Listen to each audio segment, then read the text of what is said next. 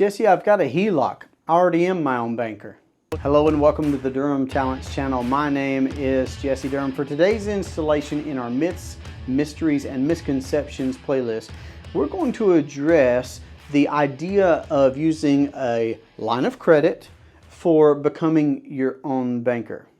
Now, I have this pop up in conversations with prospective clients from time to time because there are folks out there trying to do, and they are doing, some creative things in their financial world.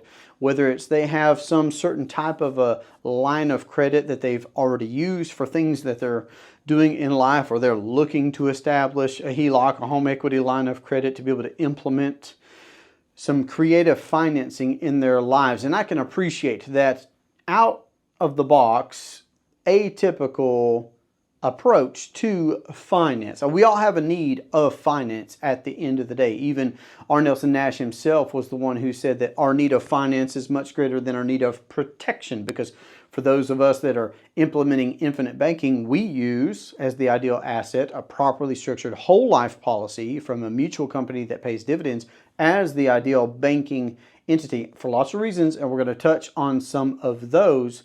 But it's because of our need of funds. It's because banking as a process, as a function, just exists. And someone controls it and profits from it. So I'm going to use that framework to discuss this misconception that using a line of credit, such as a HELOC, a home equity line of credit, is the same thing as infinite banking. Now, let me also preface by saying that you can bank with anything. You could bank by putting money in a coffee can. You could bank by using a savings account at a commercial bank. So banking, it's a function. I'm saying that infinite banking, as conceived by R. Nelson Nash, teaches us the ideal way to approach maintaining control and the profitability over the banking function in our life by using the ideal asset, which is the properly structured whole life policy from a mutual company that pays dividends. It's far superior in so many ways, and we'll look at those, to a line of credit or a home equity line of credit, some line of credit for being creative with your financing. Now, this idea of using a home equity line of credit is even in the insurance world. I was listening to an interview the other day with a financial entertainer, one of those financial gurus online. No disparagement intended. I've learned from this individual. And he had someone on who is, or was the CEO of an insurance company, a particular insurance company, and the CEO of that company, which is famous for term insurance only, was saying, well, why would anybody do whole life insurance when you could buy term, invest the difference? And he began discussing how you could use a home equity line of credit to do what folks say that they could do with whole life anyway. So I just find it terribly interesting that there you have someone in the insurance space already, CEO of a company, pointing out the fact that yes, people have a need of finance. And buying term and investing, and that's a big difference, folks. That's a big difference. We've talked in several places, but in case you're hearing this for the first time, there's a big, big, big difference between saving money, investing money, and the overarching paradigm of banking. Savings is the idea of putting money somewhere safe, somewhere secure, okay? And there could be growth, but you want that guaranteed. You want that safe. You want that secure. You do not want that at risk, which is where investing comes in. Of course, that's somewhere where you could be putting your money where you could experience some growth, but you could also experience loss. Hence, that's why it's an investment. There's a risk. All right. So here's the CEO saying, well, why do this? You could save so much money on the cost by just getting term insurance and then go get a home equity line of credit. Well, let's just walk that through, because I have clients that have gotten home equity lines of credit. So I'm not saying do that, don't do that. I'm here to encourage you to be your own banker. That's to include everything that you want to do financially. But I think it's worthwhile to put these two scenarios side by side and notice some aspects, some attributes that are different between the two scenarios. So let's say someone goes the route of procuring or attempting to procure, and I have to say attempt to procure a home equity line of credit, because aren't we going to someone else and asking permission? Hey, will you let me leverage this thing that I own or don't own? Because typically there's a mortgage on most, okay? But some might be paid for and they'd want to leverage it. But notice what I'm saying there. Just from the get-go, you're going and asking someone permission to fill out their plethora of paperwork to meet with their person on next Thursday, if that's going to fit their schedule, etc., to ask permission to get a line of credit against this entity that you own, this home. And then that does bring us to another point. Well, there's going to be some collateral with this, isn't there? Even after you go through the paperwork, the timeline, maybe you have to pay some things up front for an appraisal, some fees, some costs, etc. So those are worth mentioning, of course. And then there's still going to be a significant amount of collateral, the house itself, right? That, hey, this could be someone's primary residence. So again, I'm not saying do this, don't do this. You decide that for yourself. But if you were using a primary residence that you are, and even if it's not a primary residence, notice that the collateral is significant. It's the home itself, which bears some notice, in my opinion. And then you got to ask questions, well, is this agreement subject to change? If I open this credit, and some folks will tell you to do that, if I open this line of credit, is it subject to change? Could the bank send you a letter saying, well, actually, you've not used that $10,000, and I'm just throwing a number out there, that $10,000 line of credit, we've decided to reduce it to $5,000. Could they do that? Do they have to ask your permission to do that? No, of course not. Of course not, because they're the ones in control. So again, I really do kind of want to focus on the control and the profitability.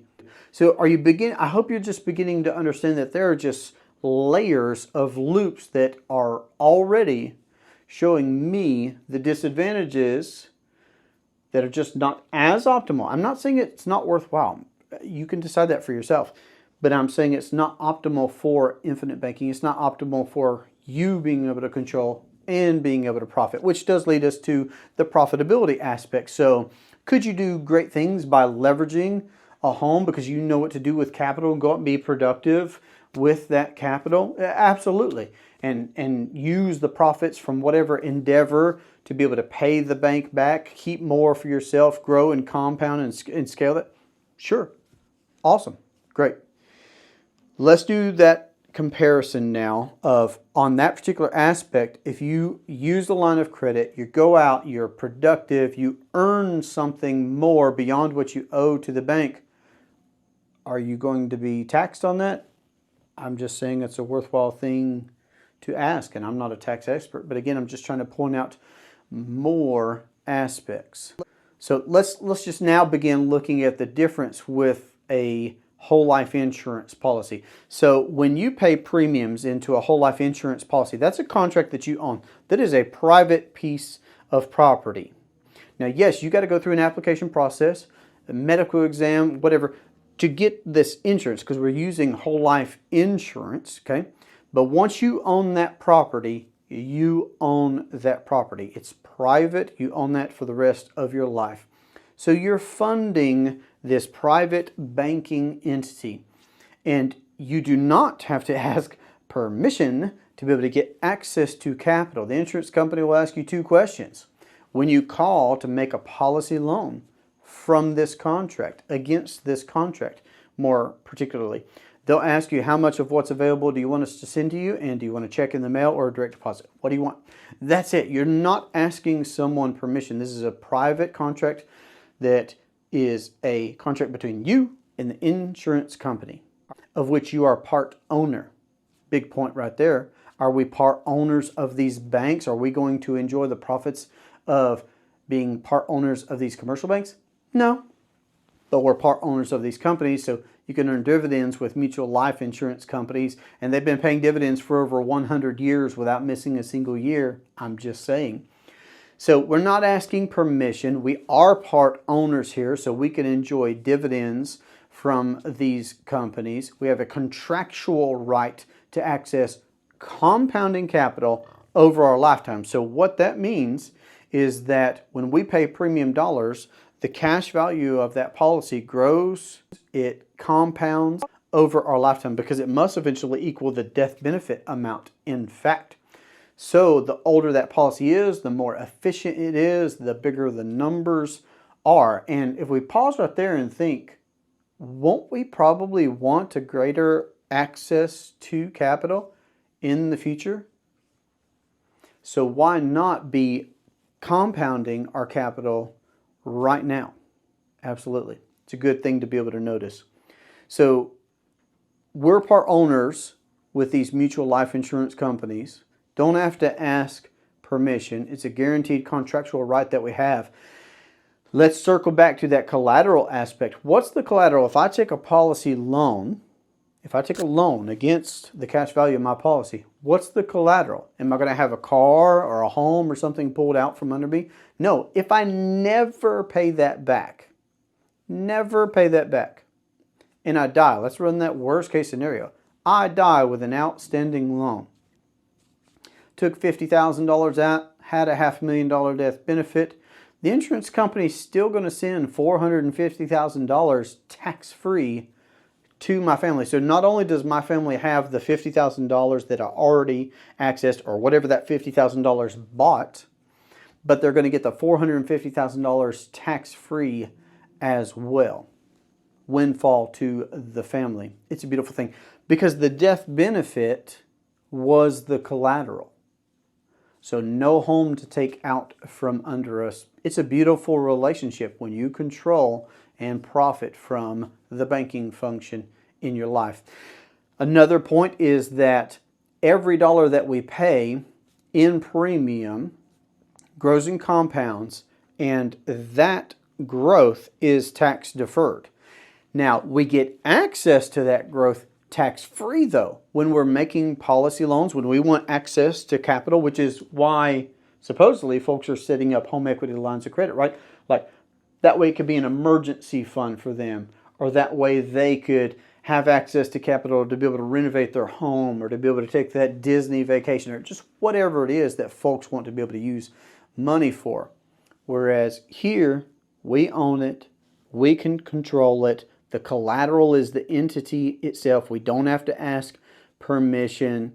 The paperwork's like a one-pager to be able to get a policy loan mailed to us or direct deposited into our account. We can be earning dividends from these mutual life insurance companies. We get to decide when to pay it back, how to pay it back, if to pay it back. Now let me clearly say, I don't teach anybody not to be a good banker. I certainly think you should be an honest banker, a good banker. But isn't it beautiful to be your own banker and to be able to control when you pay that back, how you pay that back, if you pay that back? What if, like someone messaged me the other day, said, Jesse, my whole department just got laid off. I've got 30 days. Then I'm out of a job. What if that lady, and she didn't, thankfully, she had just actually pretty recently started that policy, so she would be able to use that policy as an emergency fund in that exigent circumstance, which is pretty cool. She'd already funded a policy for that first year's annual premium. But let's say she'd already had an outstanding policy loan. Is the insurance company knocking at her door, sending her mail saying, hey, are you going to be making payments? No. Because the collateral is the death benefit for that insurance policy. If she doesn't pay that back or didn't pay that back or wouldn't pay that back, it'll just be deducted from what the death benefit amount is. And if she continues paying premiums, then the cash value of the policy is going to keep growing too, which is pretty cool. So there are just so many different aspects that I'm trying to point out to you, the privacy of being your own banker and owning whole life insurance, the opportunity to earn a dividend, being able to control the repayments. I mean, you getting to decide, hey, am I going to make quarterly repayments back to fill this reservoir that I've accessed capital from? Am I going to do something monthly? Maybe it's better for me to be able to put something monthly back into my policy to be an honest banker that way. Maybe because I access money from my policy to go out and make an investment somewhere or to put money in this business that I have. When I experience profits from that business or investment, then I use that to refill that reservoir and even put in the extra from the profits of what I've earned. There are just so many. There are more than a dozen reasons why I am certain that the properly structured whole life insurance policy with a mutual company that pays dividends is the ideal financial aspect. I'll share those here with you. I'm happy to discuss all of these.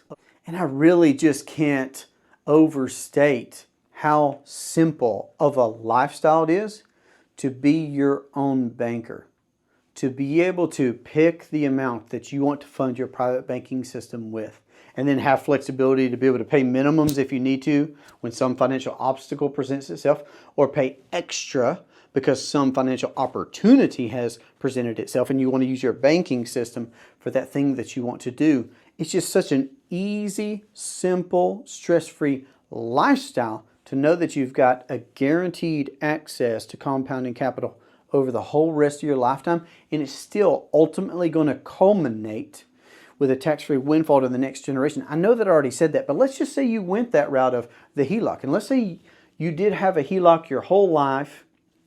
The insurance or the bank gave you a low interest. They charge you a low interest.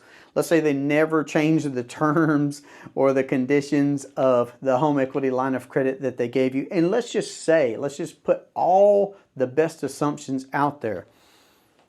Is the bank going to also pay a whopping death benefit to your family because of all that business that you gave them? All that profit that you earned the commercial bank?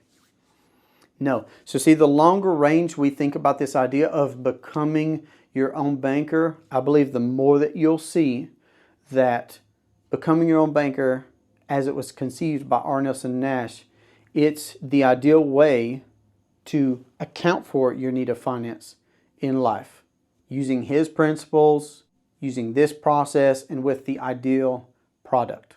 So could you practice banking with a line of credit? Absolutely. But my encouragement to you is, if you've not yet seen an introductory presentation to infinite banking, to check that out on my channel. And then go right to the source material yourself. Read the Becoming Your Own Banker book for yourself. But this has been a good time for me to walk this thought experiment out with you. If you've had a takeaway, I'd love to hear about that down in the comment section. Otherwise, you can get in touch with me at durhamtalents.com. This has been a great pleasure. I hope you have a great day. Live and leave a lasting legacy. Take care.